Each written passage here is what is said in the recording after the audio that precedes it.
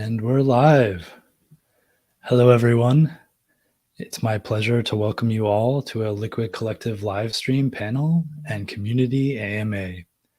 I'm your host, Mr. X. I'll be unfortunately off camera today, but we do have a very special treat for you as we bring together members of the Alluvial and Kiln teams who worked on Liquid Collective's withdrawals implementation.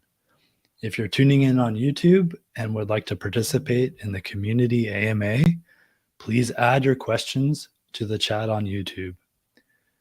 Without further ado, before we dig into some questions, let's introduce our panelists.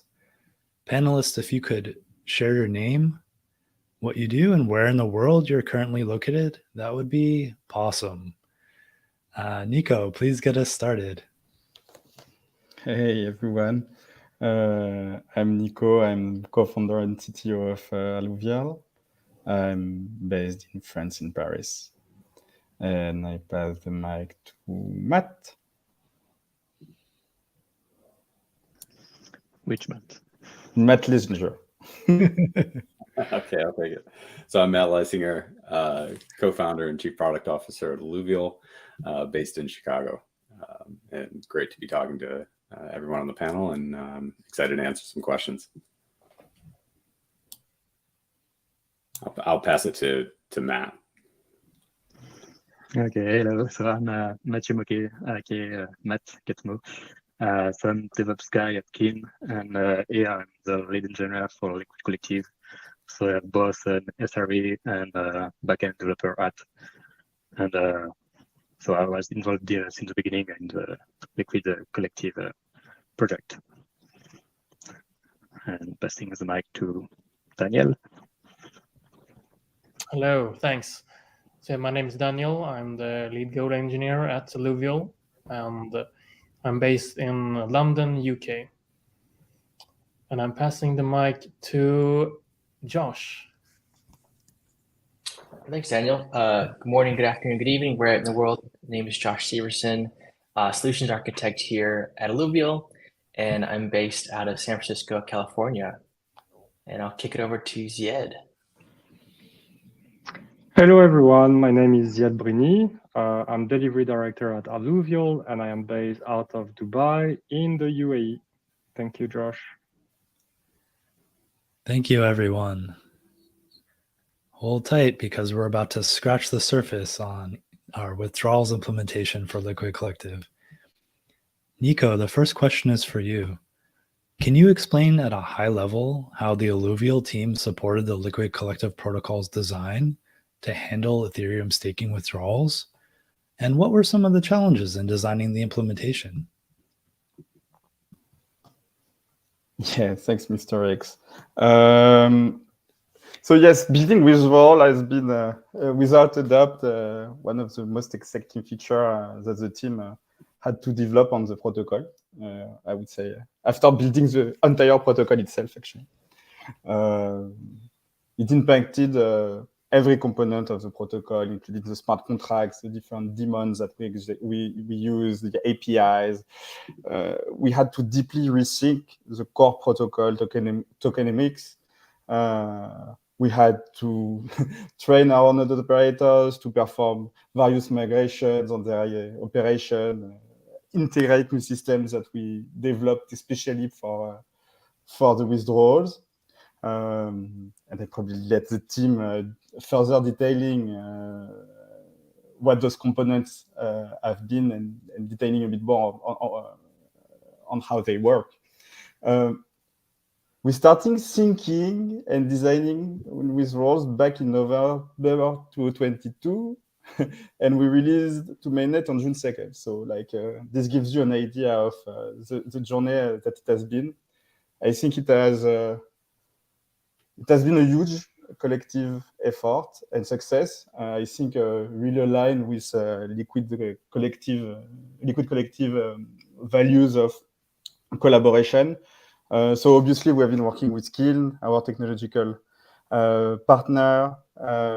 We have been working with the various node operators, Stake, Figment, Coinbase Cloud. We collected feedback from them at different steps in the process to make sure that the designs and the way we were thinking withdrawals was the right fit for them. Same with our integrators, such as Coinbase.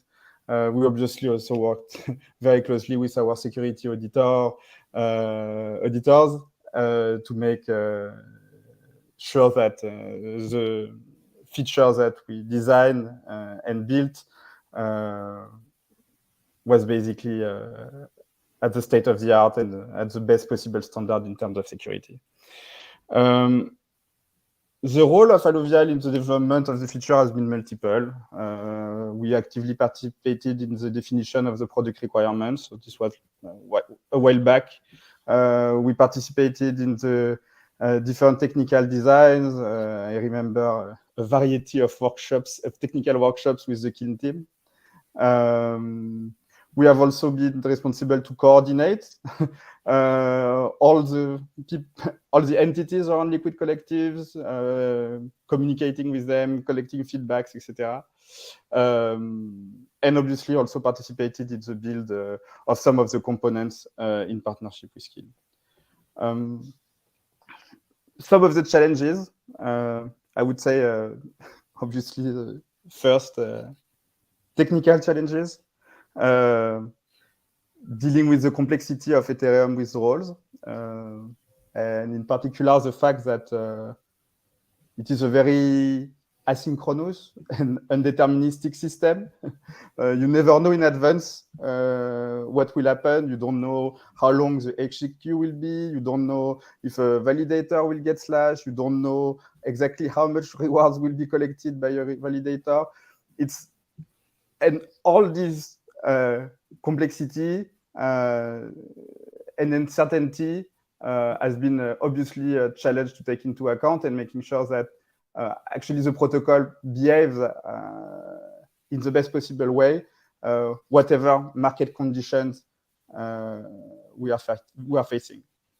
I think a second challenge has been around the coordination and the development of those various components. So when you are building a system where to effectively run, you need at least 4 different subcomponents to run in a synchronized way. When you need to implement that, you need to deal with all the dependency and solving for being able to parallelize the work and build and actually enable a successful delivery of such a complete feature with multiple various components. So I think that's me to start, and thank you, Mr. X, for the question, and I'll let you ask a following one. Thank you so much, Nico. Amazing explanation. Next question is for you, Matt Ketmo. Can you talk us through the key technical features that the Kiln team focused on, and any learnings from the experience as your team worked on Ethereum withdrawals across multiple staking products? Yeah, sure. So at Kiln, basically we have been actively involved in liquid collective as the earliest technical provider. So internally, we have several expertise. First, as a node operator on Ethereum, we have a good expertise on operating a node and understanding like the core foundation of the protocol. That help a lot understanding exactly how the withdrawal work and all the subtleties like the scheming, the sweeping, and so on. So that's helped a lot to develop smart contracts. So we have smart contract engineers at Kiln, so they play a big role to create this protocol and this withdrawal part. So at Liquid Collective, like as a main technical provider, so we focused on 4 different things. First, there was the whole upgrade of the protocol. So like architecturing how we could do those withdrawal with the constraint we have. That the constraint of the liquid staking part. So it was a lot of complexity, but we have the best expert to help us on that. Then also there is the off-chain part. So we had to build some off-chain components required for the protocol to work properly. By that I mean, for example, the oracles. So the oracles are components that compute how much rewards we get on the consensus layer and get that data back on the smart contract. So we had to make updates on those oracles to compute all the withdrawal happening since the Shanghai fork. So basically, oracles is like a documentation first, but also we provided the implementation for all the node operators. So because oracles is a decentralized component, so every node operators can run their own oracles. So we have a consensus on all the data computed. And for example, another example is the exit daemon. So to ease the node operators to exit their own validators when needed, like when someone want to withdraw their funds, then we developed a component to directly notify the node operators that can then automate the whole withdrawal, the whole exit process. So that's mainly different parts. So we developed to ease the well functionment of the protocol. Also for the integrators, so we developed an API like to track every redeem and to provide the correct data for the integrators so they can directly make their own UI more easily. And of course, the fourth part is monitoring the whole thing. So each of these components have its own monitoring. So whether it's smart contract, whether it's off-chain components, or even like validator performance. Since at Kiln we have a lot of expertise on the, it's mainly our main role to monitor the operation of the nodes. So we have a lot of tooling to monitor that. Amazing. Next question is for the other Matt.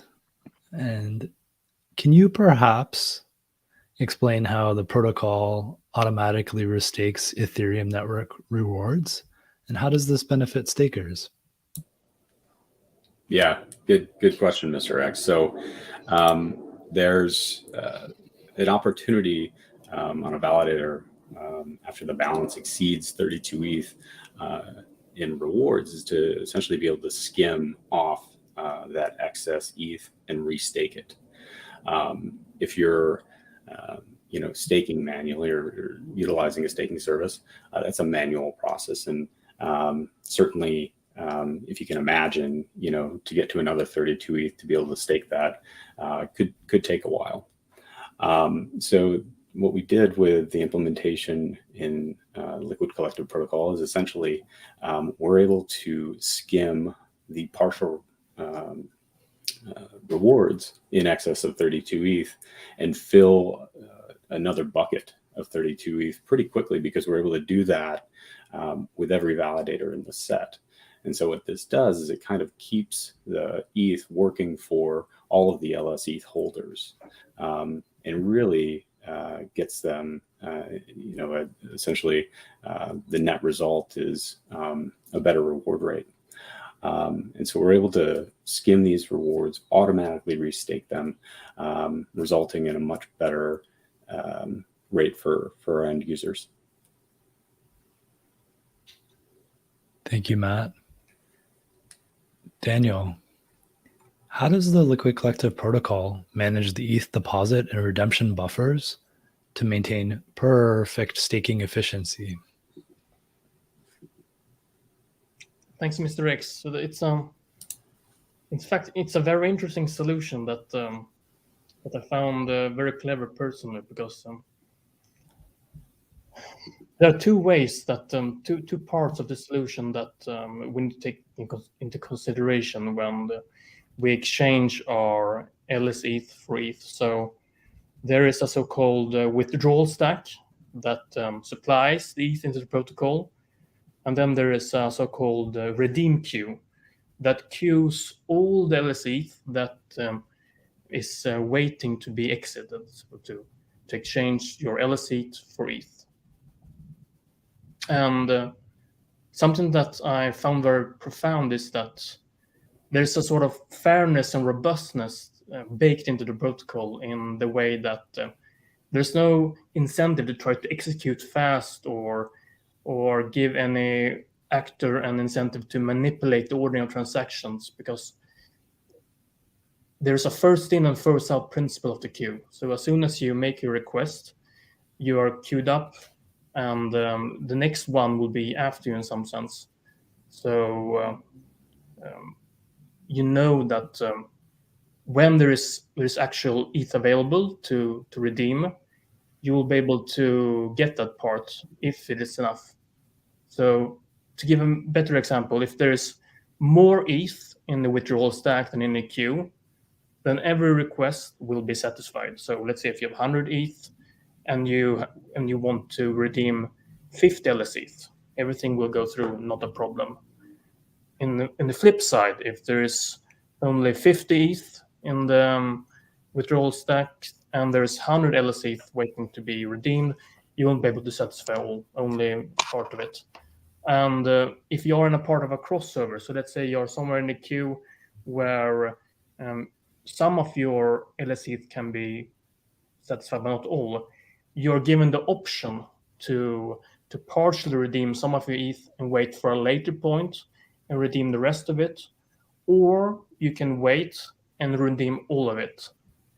And this whole process is something that I've been involved in during the last few months to build APIs for integrators in order for them to do this seamlessly and in an easy way for their customers. So yes, that would be my answer in how efficiency is being done through the protocol. That it's, and if there is not enough, there's messages being sent, and we fill the withdrawal stack continuously with ETH from our operators.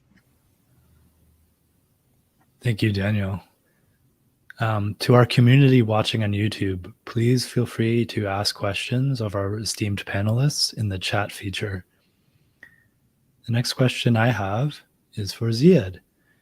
How has collaboration with other teams supporting Liquid Collective, including Kiln, Spearbit, Coinbase, Figment, and Bitcoin Swiss, shaped the development and implementation of the Liquid Collective protocol's withdrawal design? Thank you, Mr. X, for the question. So Nicola touched base lightly on this topic during his answer earlier. I'm going to deep dive into the collaboration and the different steps of the delivery journey for the withdrawals. So first of all, what we need to keep in mind is that when shipping software to a single entity is usually a one-to-one relationship from design to implementation. Liquid Collective has an ethos of decentralization, like the name speak for itself. So when multiple parties are engaged, it is essential to have like the buy-in of all relevant stakeholders during the entire software development lifecycle. So Alluvial, with Kiln's daily contribution, played the role of coordinating this conversation and delivering this upgrade. So I'll give some examples. First, Kiln brought its expertise of staking on Ethereum by heavily contributing to designing, implementing, and testing with us withdrawals. Alluvial and Kiln involved members acted as one team, basically. We used a custom version of Agile Scrum to frame the delivery. And then when crunch time came in, we were pushing the feature to mainnet together. During the design phase, so after producing a robust first version of the requirements, we conducted workshops with Coinbase, Figment, and Bitcoin Swiss to validate that our approach aligned with their expectations. We gather their feedback and refine our requirement set with an agreement framework. They also contributed to the testnet phase and provided valuable feedback to increase our chances for a successful deployment. And our node and Oracle operators also supported us massively during this testing period. Now, Mr. X, you also mentioned Spearbit. So with Spearbit DAO, they were involved in 3 stages of this journey. First, before development, they advised us on the proposed architecture and implementation design and provided fine-tuning suggestions so that we can win time during development phase.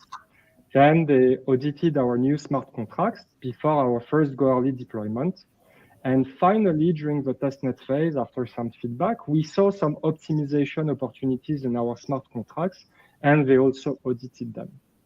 So at the end of the day, a few of the ingredients of a successful collaboration were setting clear expectations with each party involved, often communicating to ensure that we all have a collective understanding of where we were.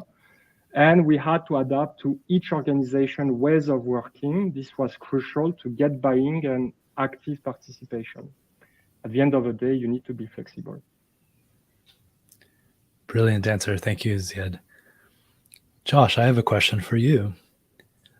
What kind of feedback have you received from Liquid Collective integrators so far regarding the withdrawal design?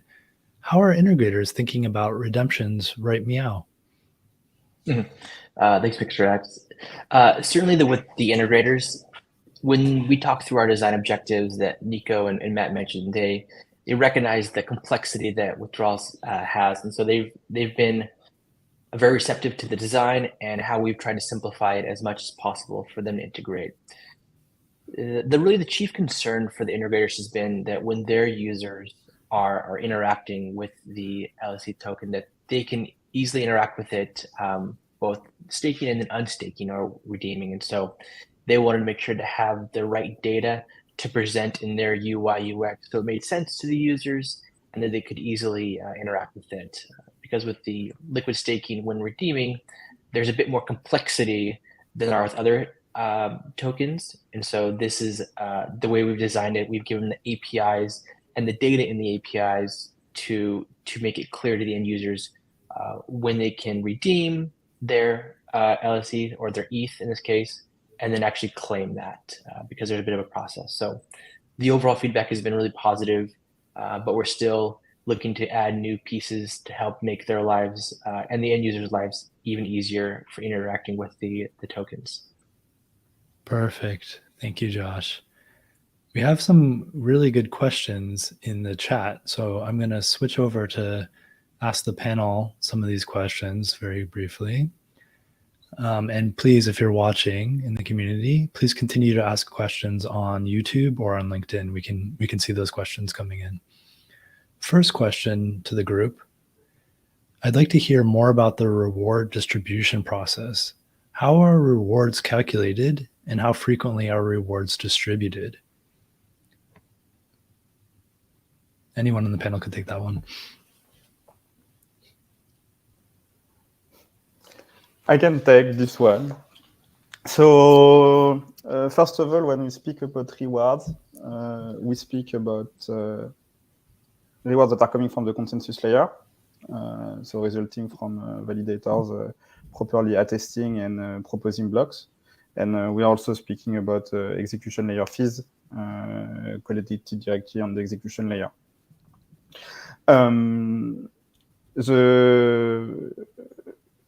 So Liquid Collective protocol has some kind of economic heartbeat, which is driven by the Oracle. So as Matt mentioned, we have this component in the protocol, which is a decentralized component, and that every day reports a variety of information to the protocol, including the rewards that have been collected on the consensus layer, so the consensus rewards. At the same time, it's also when we actually collect the execution layer fees into the protocol. Actually, at the Oracle report time is that when all the finances and economics of the protocol happen, we do all the accounting for what came from the consensus layer. We collect, we pool the execution layer fees, we pool the rewards that have been schemed, and this will affect the conversion rate of the LsETH token.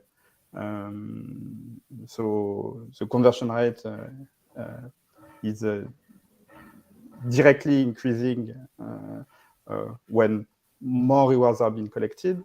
And so as a LsETH holder, you benefit from this accrue of value thanks to the conversion rate.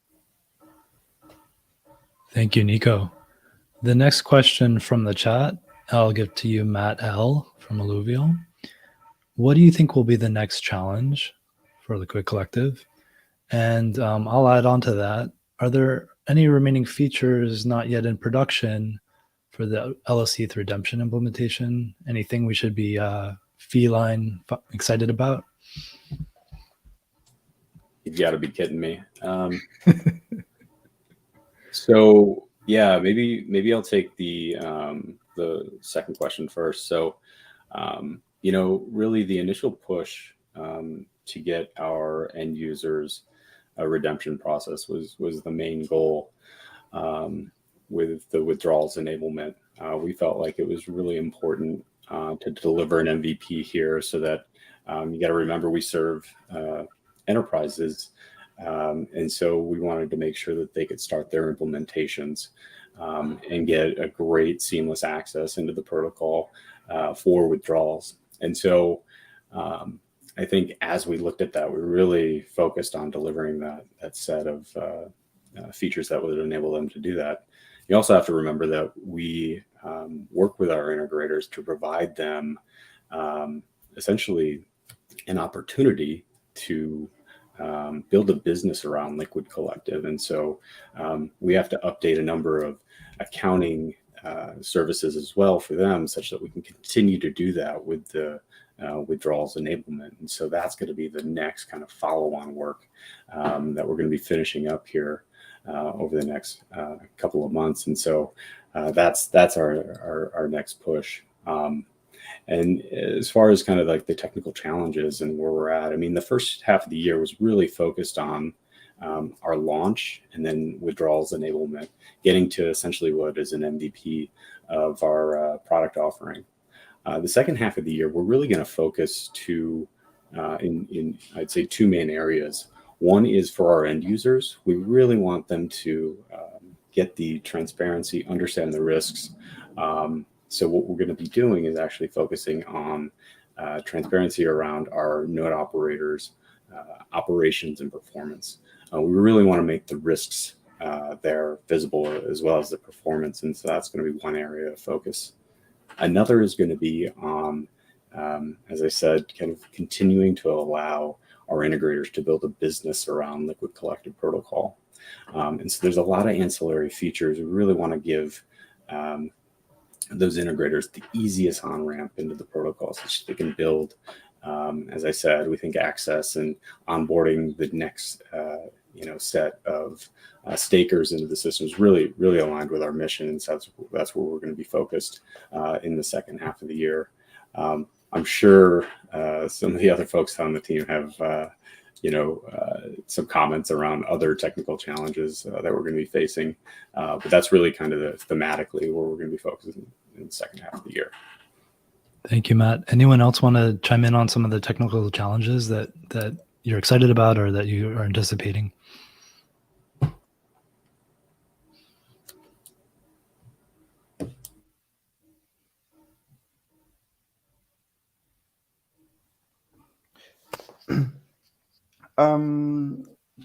So an interesting part also is on everything which is related to the accounting of the protocol.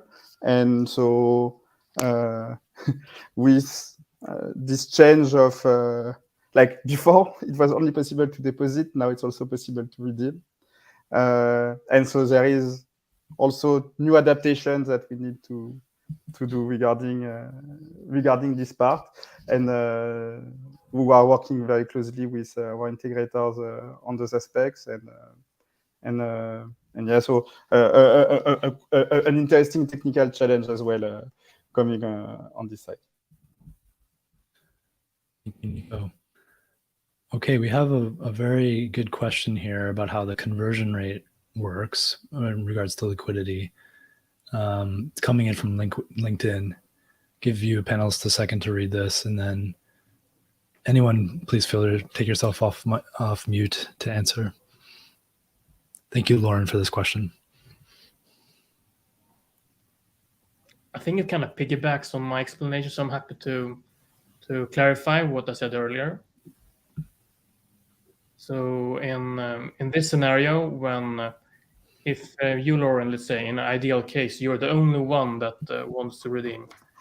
If you have your 100 LsETH and there's only 50 ETH available, you kind of have two options. So either you can get half of your 100 LsETH and redeem them, and then so you can claim half of it right now, but then you need to wait until the rest is being filled, and then you can claim the rest. So you would at least have to make two transactions, the first for the first 50 and the second for the rest of the 50, assuming that there is enough. Or you could just wait. So if it's only 50, you can wait until there is at least 100. But keep in mind, this is only in the case where you are the only one wanting to redeem. So that's why they have the redeem queue, because there are lots of people wanting to redeem. So yeah, hope that was clear. If not, happy to clarify again. Perfectly clear. Thank you, Daniel. Okay, Lauren has another question here on LinkedIn. Only OFAC compliant gateways for MEV enabled? So right now, I'd say with our validator set, we kind of have what I would say is more of like an open architecture where we're able to essentially, to some extent, kind of allow them to determine the best practices for running validators in the set. And so really the only thing we mandate at this point is that our node operators run MEV boost. It's up to them to define the specific configuration. Thank you, Matt. Community watching, please add more comments to the YouTube. In the meantime, I have some more questions for the panel here. Matt Ketmo, apologies. How is the protocol's operation monitored? What's put in place to prevent any malfunctions? Sure. So we put in place some monitoring. So there is monitoring for the different stage of the protocol. So first, of course, there is on-chain monitoring. So whether it's on the execution layer or on the validator part, so the beacon layer. We have monitoring for the off-chain components, like I said before, like the oracles, the XDaemon, and all the different components. And of course, monitoring for on API, so that's classical app monitoring for the backend and as well as the front end.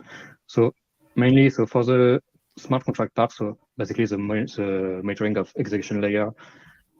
So we are watching all the transaction and events happening on the protocol. So for this, we use both internal and external tooling. For example, we use the well-known tool like Tenderly for tracking and debugging transactions that's happening on the protocol.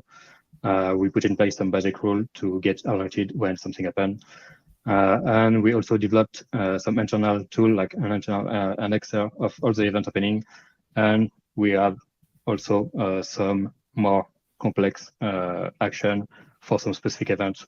So for example, if I give an example, so if an operator submit a key, a new key, validation key, first we get notified, so we check automatically the format that it's available, that it does not already been deposited, so used before, and that it won't be used without our consent, so without like by bypassing our smart contract.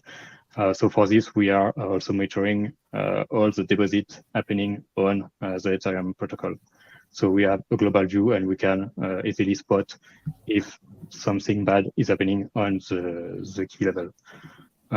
So this is, for example, for the execution layer, for the consensus layer. Also, as I said, so one of our main job at Kiln is to ensure that our validators are running correctly and with good performance. So we developed some internal tooling to track that validators are correctly proposing block attestation and so on, that everything is running properly. And if something is spotted, then we have automated notification for us and for the node operators, so we can act accordingly. And of course, so we have also off-chain components monitoring. So for example, for the records, we are monitoring every day that they are reporting, they are running, and they are reporting the correct values. And for example, for the exit demands, we are also monitoring that the node operators do their job by exiting the validators as asked by the protocol. Thank you, Matt. We have another perfect community question here. I'll put it up on the screen. And I will pass this one to you, Ziad, because it comes on the tail end of your answer about collaboration. Thank you, Mr. X. I don't know who is that Sebidem, but this is a great question. Thank you. I think it takes few things to make it happen. The first thing is have good ground rules, but not straight or like sticky processes, because you need to have some flexibility at one stage if you want to be able to pivot and adapt to changing circumstances. That's number one. The second thing is, I think, creating habits and routines. So making sure that people feel comfortable on a daily basis so they can deliver what they have to deliver and take into consideration their needs and remove the blockers that they need to be removed. The third thing as well is the word facilitation. We are not here to lead, but we are here to facilitate and be servant leader to the Liquid Collective members. And I think that has to transpire through also our behavior as colleagues on a daily basis and as participants to this collective. And finally is communication. There are many stakeholders involved in that withdrawal journey. And you need to adapt your communication, the level of communication and your style of communication, depending on your audience. So all this is very important. It requires some emotional intelligence, I think, and a bit of psychology to make sure that everybody is happy and nobody is worried during the delivery of its critical upgrade of the protocol. I hope I answered your question, and feel free to comment in the section if you need more clarification. Great answer. Thank you, Ziad. Next question, I'm going to ask a question of Josh here. Josh, how are withdrawal events created? Is there a specific condition or event that triggers the creation of withdrawal events? Yes, thanks, Mr. X. So to make sure everyone is aware, so a withdrawal event happened or when there is enough, there's some ETH that can satisfy a withdrawal event. And for withdrawals, there's a two-step process. First is the redemption that will then add into the queue that Daniel and both Matt talked about. When there is enough supply, so ETH to satisfy either fully or partially, a withdrawal event is then emitted that will signify what the ID is. And those two combined, the redeem request ID and the withdrawal event ID, can be used to actually make your claim. The withdrawal event is going to be emitted via the smart contract. So folks can subscribe via WebSocket to listen to this, or the Alluvial API also returns this information as well. So this is driven by what Nico talked about. When the Oracle is running, it will look to check the buffers and stacks to see if there's enough to satisfy, again, fully or partially. And if there is, it will emit that event. So to recap, it's created via the smart contract events, specifically the redeem manager. and then it's done on the Oracle report. Thank you, Josh. We have another question in the chat here from the community. I'm going to put it on the screen for the panelists. Is there a lockup period for the staked ETH? That's a great question. Who wants to take it?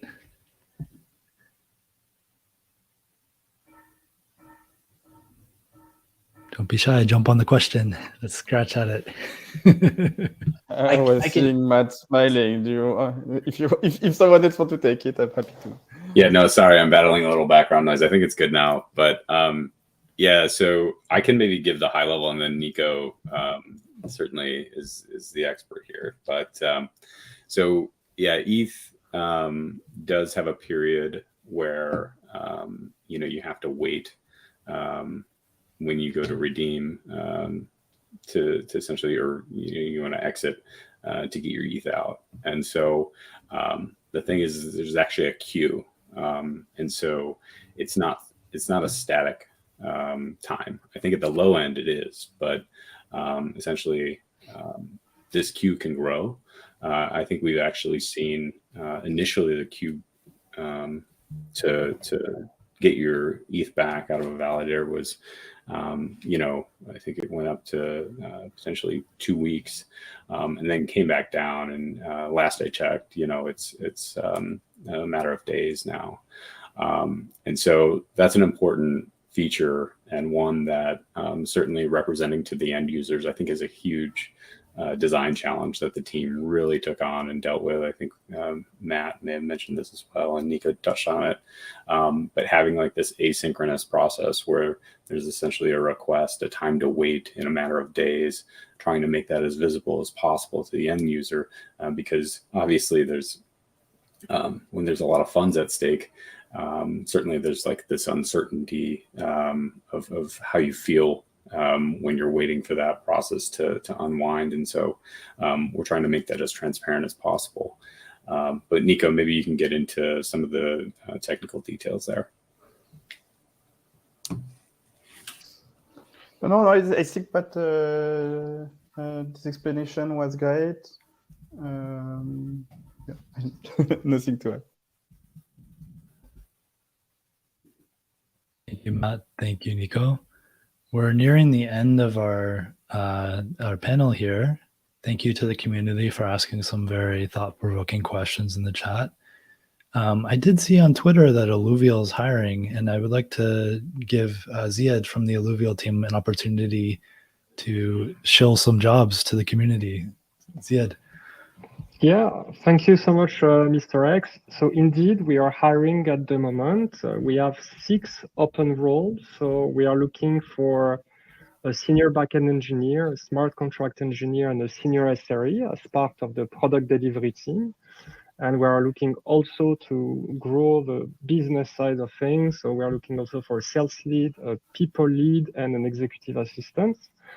You can go on alluvial.finance/careers, plural, and you can find all the details regarding this role, the job specs, and how to apply. Thank you so much, Mr. X. Thank you. Thank you, Ziad. That was great. We'll share the link in the chat here as well. And I wanted to thank everybody on the panel for a fantastic conversation, some really insightful answers. We've reached the end of our phenomenal Liquid Collective live stream panel and community AMA. We hope you've enjoyed this captivating discussion with our esteemed panelists from the Alluvial and Kiln teams. You can learn more about Alluvial, as he had mentioned, at alluvial.finance, and there's careers on the Alluvial website, alluvial.finance/careers. And don't miss out on Kiln. Check out Kiln's website at kiln.fi. That's KILN.fi. And of course, to learn more about Liquid Collective, head on over to liquidcollective.io. There's a lot of information about the protocol and what the team is building. Until we meet again, stay positive, and remember, always land on your feet. Thank you, everyone.